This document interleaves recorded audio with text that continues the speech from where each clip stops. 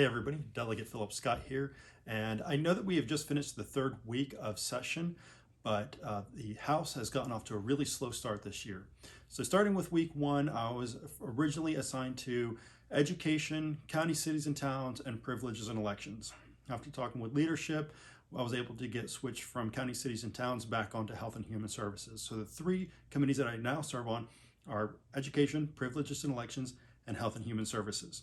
Really excited about continuing to be able to serve my area and Virginia on health and human services because of the unique perspectives that I can bring after navigating the healthcare industry with my daughter.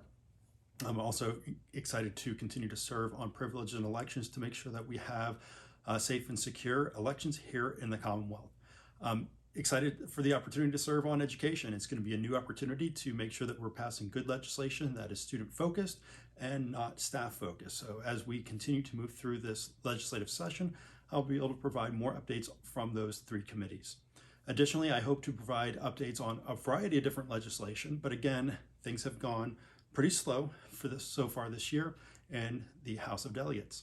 I've only had 2 of the 20 bills that I've filed actually be heard in subcommittee. The first one, Simon's Law, which requires healthcare providers to have conversations with parents before putting a do not resuscitate order on a minor's medical record. This does happen sometimes. And so what we want to do is make sure that parents are part of these conversations, that their opinions are heard, that their concerns are heard, and they come to a decision along with the healthcare provider and not just the healthcare provider doing it on their own. It did make it out of subcommittee. There were some technical issues with the way the bill was drafted. We worked those out, and when it got before full committee, the chairman of the committee said that he wasn't sure if the bill was actually needed. Think about that for a moment.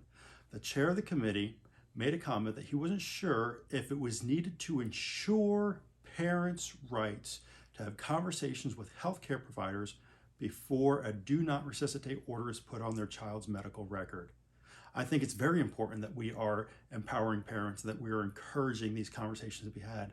As I've gone through these journeys, very similar to of many other parents with my daughter Brianna, I have always been included in these conversations about my daughter's health care and what is best for her and what my wife and I desire for her.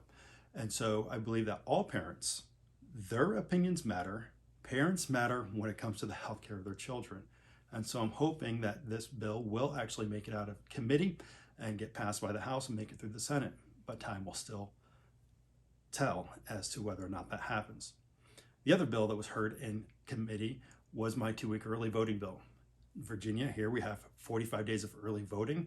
This year, with the presidential election, regular primaries, and general election, we will have 135 days of early voting in Virginia. That's a lot. That's a lot of stress on the local registrar's office, volunteers, campaigns, and all the other folks here in Virginia. It seems like we never stop voting. It's continuous voting in Virginia, and it's really got to stop. It's a stress on a lot of folks. It's a stress on resources for the localities. It's a common sense legislation to reduce it from 45 days to 2 weeks. But Democrats keep trying to say that we're trying to interfere with people's ability to vote, that it's going to make it harder for people to vote. 2 weeks is plenty of time. We've talked to a lot of highly intelligent people who are experts on the matter, and they all agree that 2 weeks is more than enough time to allow people to get out and vote and have their voice heard. We heard a person from the former secretary of the state of Kentucky who called in to our full committee and provide an update. Kentucky only has 3 days of early voting, but yet here in Virginia we have 45 days of early voting. And so we need to make sure that we are continuing to push on this and make sure that we are providing this support to our localities. But again, as it has in the past 3 years, it has died under Democrat control. And again, I will carry that bill again next year to make sure that we are making our elections safe and secure. We want it to be easy to vote and hard to cheat. That's really all the updates that I have. I have a variety of other bills that I will cover in upcoming videos.